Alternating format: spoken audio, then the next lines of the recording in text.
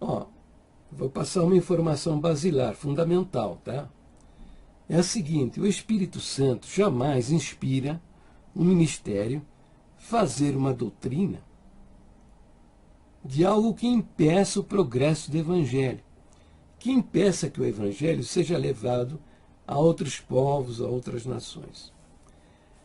Pastor Eugênio, as igrejas que fazem de usos e costumes, fazem doutrinas, normalmente são igrejas que estão olhando, sabe para onde? Para o seu próprio umbigo. Para o seu próprio umbigo. Olhando para si mesmas, pastor Eugênio.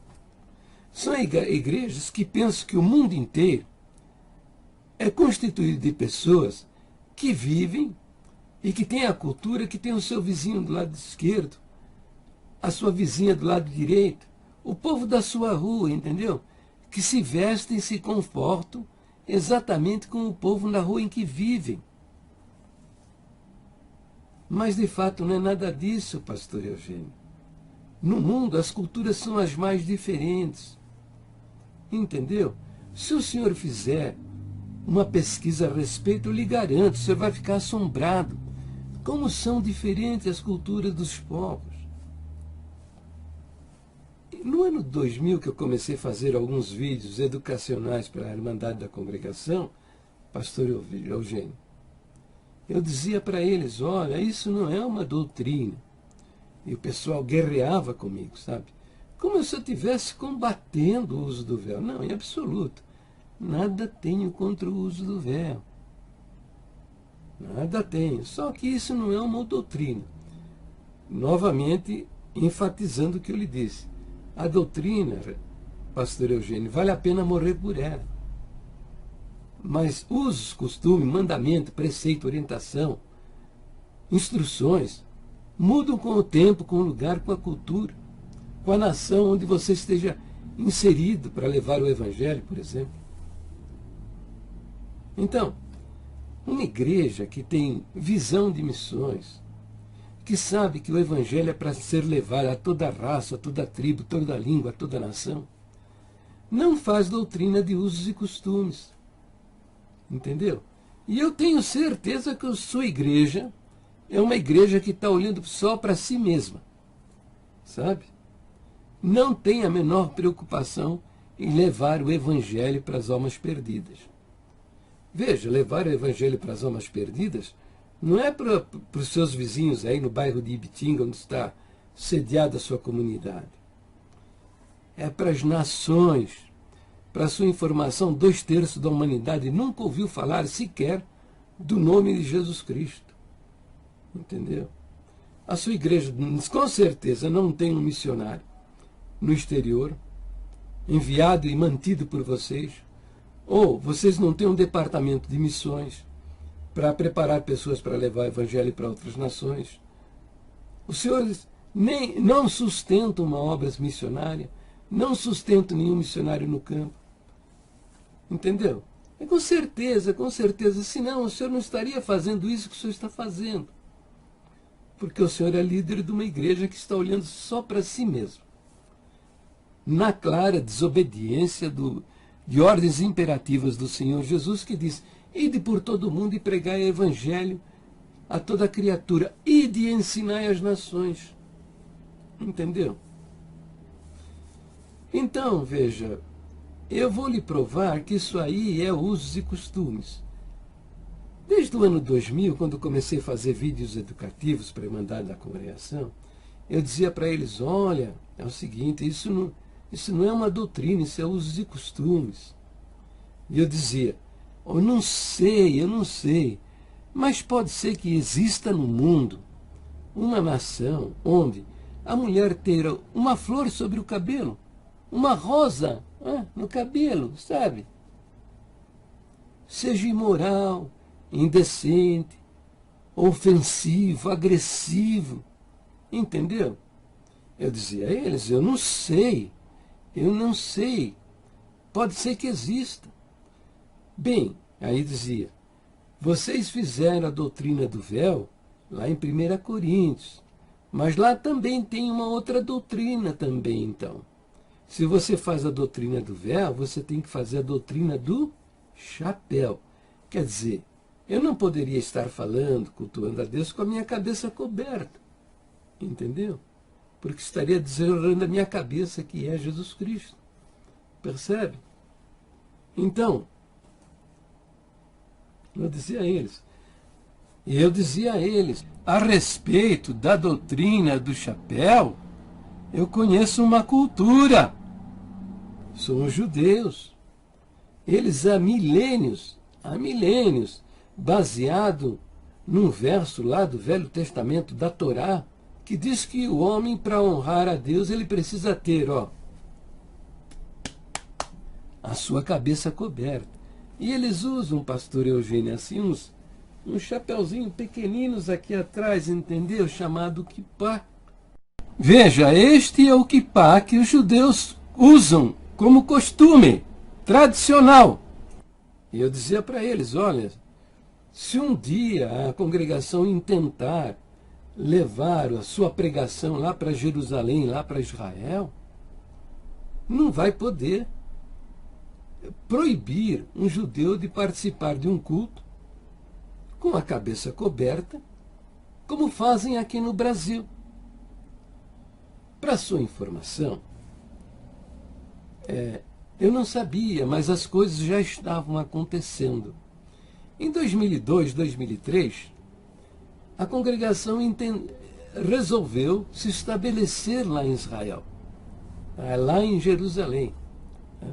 E iniciaram os contatos para conseguir comprar o terreno e construir um templo lá em Jerusalém. Porque lá em Jerusalém eles se reuniam numa salinha pequenina, num canto lá de Jerusalém, e era 2, 3 famílias, meia dúzia, uma dúzia de pessoas, entendeu? Resolveram fazer um templo lá. Eu não sabia, mas as coisas já estavam acontecendo. E eu dizia a eles, olha, não vão poder fazer lá em Jerusalém o que fizeram, que fazem aqui no Brasil, que expulsa a pessoa do templo se ela quiser participar do culto com a cabeça coberta. Veja o seguinte, pastor Eugênio. Israel é um país em permanente beligerância. Ao redor de Israel existem 22 nações árabes que querem simplesmente o desaparecimento da nação de Israel da face dessa terra. E o islamismo tem uma grande força na Europa e domina toda a África. E o islamismo, os árabes, eles não querem Israel como nação na face dessa terra. Então Israel é um país em permanente beligerância. Eles vivem um estado de exceção. E um governo democrático, porém militarizado, altamente militarizado. Porque, quando menos espera, um homem-bomba vai num restaurante, se explode, mata 20, 30, 70 pessoas. Procure na internet Pizzaria Sbarro e vai ver outras fotos mostrando esse desastre provocado por um atentado terrorista. Este é o vídeo da reportagem produzida pela CNN. Procure na internet mais informações para saber a respeito dele. Você estaciona num farol aí, do lado tem um ônibus, de repente, bum! Estas são as imagens de um ônibus que foi explodido por terroristas na cidade de Jerusalém. Mas isso aconteceu em várias outras cidades, como Tel Aviv, Haifa, e você deve ter visto isso também na televisão. Um homem-bomba entrou dentro do ônibus e se explodiu lá dentro, matou dezenas de pessoas. E uma das maneiras de você infiltrar agentes a serviço de nações inimigas dentro de um país é através de indústrias. O sujeito vai como gerente industrial, gerente de produção, vai como diretor administrativo, administrador de pessoal.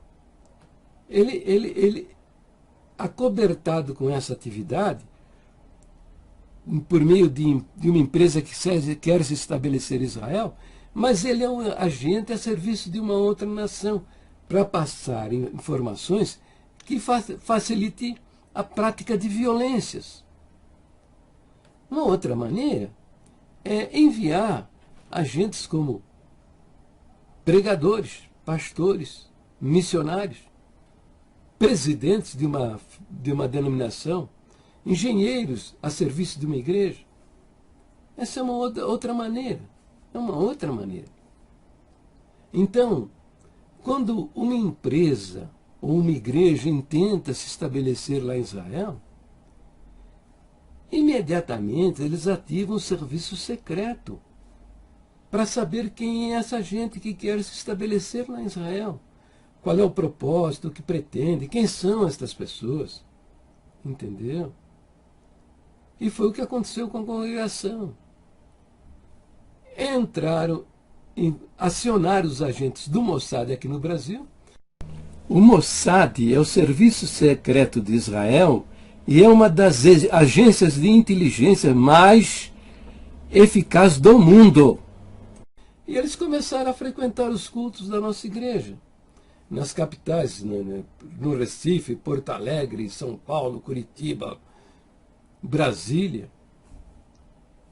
A melhor maneira é você ir assistir o culto, ver o que prega, qual é a doutrina, o que acredita essa gente. E certamente aconteceu em várias partes do Brasil. Eu sei de um caso. Expulsaram do templo um judeu chamado Saulo Sharabi, porque ele estava com a cabeça coberta. Foi expulso do templo no bairro do Bonfim, em Curitiba. Entendeu? É possível que o Saulo Sharabi seja um agente do Mossad, porque eu faço parte de uma dissidência da congregação e nós nos reunimos numa associação. E ele foi lá para o nosso meio durante 2 anos ou 3 anos. Ele permaneceu conosco dando aula de hebraico. Tá? Podia ser que o seu propósito, mas nunca participou de uma reunião nossa e nem de um dos nossos cultos. O que dá para entender é que ele estava ali somente para observar e ouvir o que estava sendo dito. Porque a melhor maneira de saber o que está acontecendo em uma determinada organização, um determinado organismo, é através da dissidência. Nós éramos dissidentes da congregação e ele estava lá conosco. Ficou uns 2, 3 anos conosco. A desculpa era ensinar hebraico. Mas, quem sabe, era coletar informação para passar para o serviço secreto do Mossad ou para passar informação para um agente do Mossad. Saiba, o Mossad tem agentes no Brasil e também tem simpatizantes, informantes que não são agentes do Mossad, mas são informantes do Mossad. Não sei se Saulo Sharabi, se o senhor procurar aí na internet, o senhor vai achar o testemunho dele. O testemunho de crente. Não o testemunho de que é um agente do Mossad, porque isso é secreto. Você vai conhecer essa pessoa. Entendeu? Foi expulso. Eu não sei se ele mesmo é um agente e informou o Mossad lá em Jerusalém, ou se ele informou o agente do Mossad aqui no Brasil. O fato é que esteja seguro, pastor Eugênio. O agente do Mossad deve ter escrito no seu relatório: chefe, é o seguinte, eu fui participar de um culto dessa igreja e apareceu alguém do meu lado dizendo: não permitimos que alguém participe dos nossos cultos com a cabeça coberta.